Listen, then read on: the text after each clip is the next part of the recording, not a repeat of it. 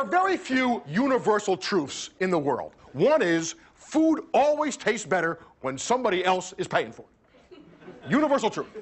The other is that everybody in this room was taught the story of how Columbus went before Queen Isabella of Spain, and he was going to prove to her that the world was round. Do you know what Queen Isabella of Spain, pretty smart woman, I gotta believe, would have said to Christopher Columbus if he laid this line on her? She would look to him and go, Christoffel, Aristotle figured out the world was round 2,000 years ago. This is 1492, the year they invented the globe.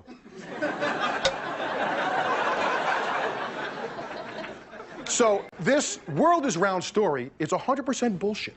It's total fiction. Yet how did our grandparents learn this? We learned this? Our grandchildren are probably going to learn this. How come?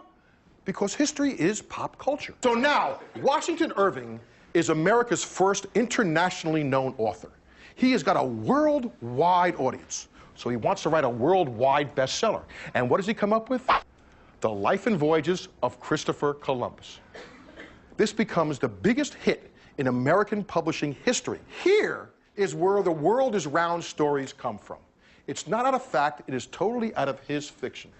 You know, Napoleon once said, history is a myth men agree to believe.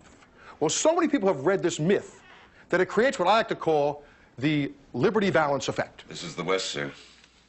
When the legend becomes fact, print the legend. When the legend becomes fact, print the legend. Say that with me. When the legend becomes fact, print the legend. This is what's happened with Washington Irving and Columbus. He has created the Columbus legend. The legend has become fact, and we print the legend. When the legend becomes fact, print the legend.